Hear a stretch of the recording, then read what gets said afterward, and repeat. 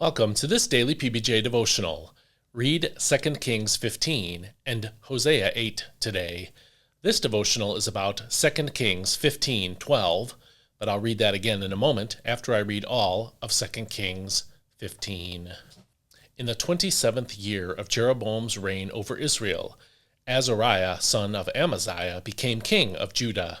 He was 16 years old when he became king, and he reigned in Jerusalem 52 years.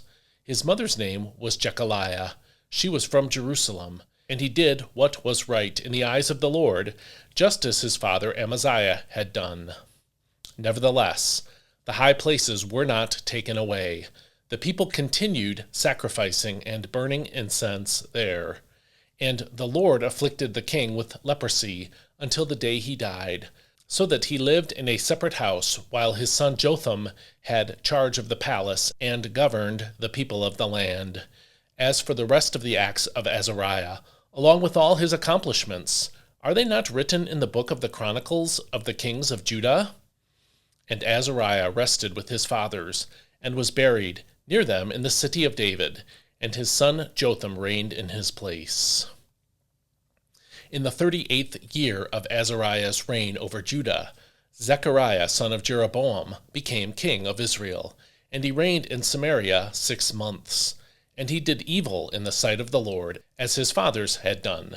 He did not turn away from the sins that Jeroboam son of Nebat had caused Israel to commit.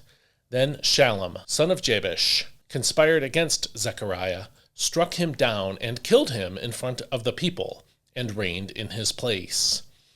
As for the rest of the acts of Zechariah, they are indeed written in the book of the Chronicles of the kings of Israel. So the word of the Lord spoken to Jehu was fulfilled. 4 generations of your sons will sit on the throne of Israel.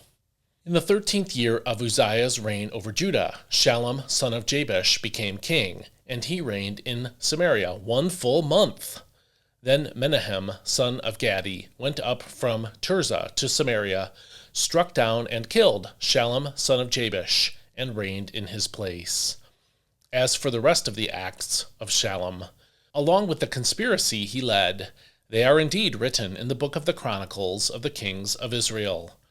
At that time, Menahem, starting from Tirzah, attacked Tiphsah and everyone in its vicinity, because they would not open their gates. So he attacked Tiphsah and ripped open all the pregnant women.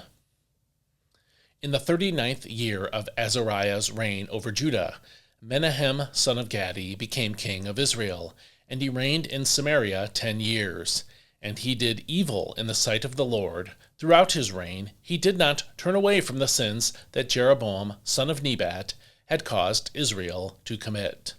Then Pul, king of Assyria, invaded the land, and Menahem gave Pul 1,000 talents of silver, in order to gain his support and strengthen his own grip on the kingdom. Menahem exacted this money from each of the wealthy men of Israel, 50 shekels of silver from each man, to give to the king of Assyria. So the king of Assyria withdrew and did not remain in the land. As for the rest of the acts of Menahem, along with all his accomplishments, are they not written in the book of the Chronicles of the kings of Israel?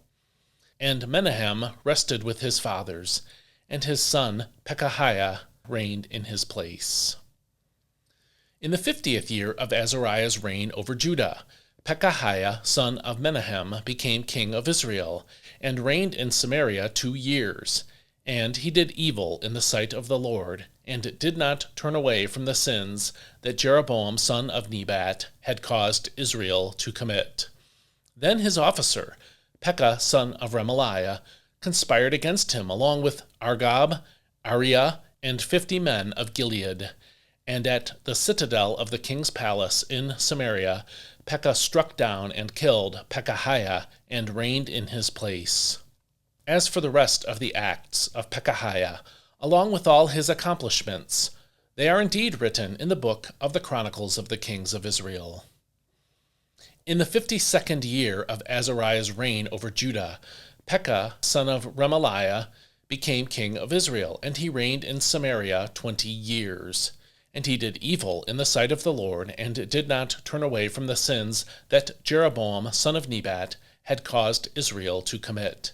In the days of Pekah king of Israel, Tiglath-Pileser king of Assyria came and captured Ijon, Abel Beth Maachah, Janoah, Kedesh, Hazor, Gilead, and Galilee, including all the land of Naphtali, and he took the people as captives to Assyria. Then Hoshea, son of Elah, led a conspiracy against Pekah, son of Remaliah. In the 20th year of Jotham, son of Uzziah, Hoshea attacked Pekah, killed him, and reigned in his place. As for the rest of the acts of Pekah, along with all his accomplishments, they are indeed written in the book of the Chronicles of the Kings of Israel. In the 2nd year of the reign of Pekah, son of Remaliah, over Israel, Jotham, son of Uzziah, became king of Judah. He was 25 years old when he became king, and he reigned in Jerusalem 16 years. His mother's name was Jerusha, daughter of Zadok, and he did what was right in the eyes of the Lord, just as his father Uzziah had done. Nevertheless, the high places were not taken away. The people continued sacrificing and burning incense there. As for the rest of the acts of Jotham, along with his accomplishments, are they not written in the book of the Chronicles of the Kings of Judah? In those days, the Lord began to send Rezin king of Aram and Pekah son of Remaliah against Judah. And Jotham rested with his fathers and was buried with them in the city of David his father, and his son Ahaz reigned in his place. This is God's word. And again, this devotional is about 2 Kings 15:12. Let me read that again, this time from the NIV. So the word of the Lord spoken to Jehu was fulfilled. Your descendants will sit on the throne of Israel to the 4th generation.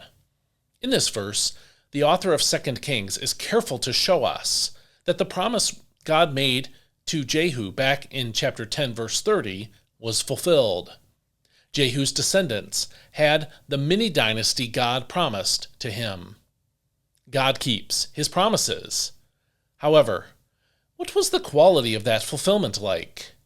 Jehu was king of Israel, that is, the northern kingdom, for 28 years, according to chapter 10, verse 36, after Jehu.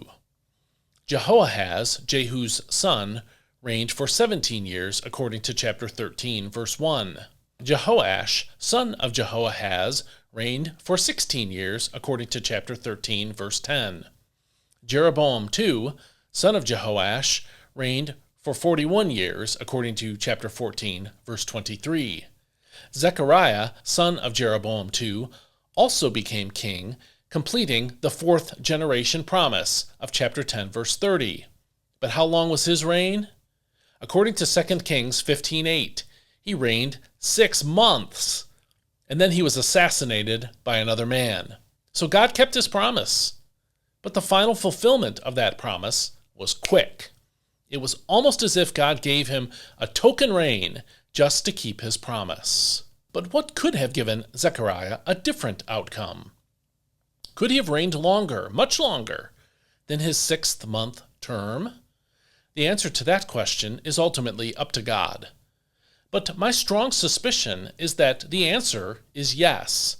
Zechariah could have lived and been king much longer if he had aligned himself with God's will and obeyed God's word personally and as Israel's leader. The fact that he didn't reign longer suggests that God was displeased with him. But a promise is a promise.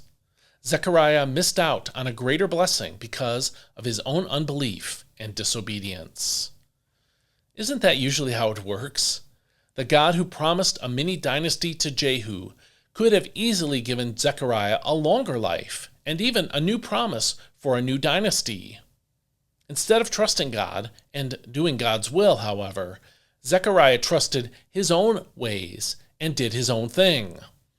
God could have done so much more for this man and with his life. But his own unbelief and disobedience kept Zechariah from enjoying those blessings. What might God do in your life if you turned and followed him wholeheartedly instead of following him mostly but dabbling in sin here and there? Think about that today, and I'll see you next time. May God bless you. Hope you have a great day today.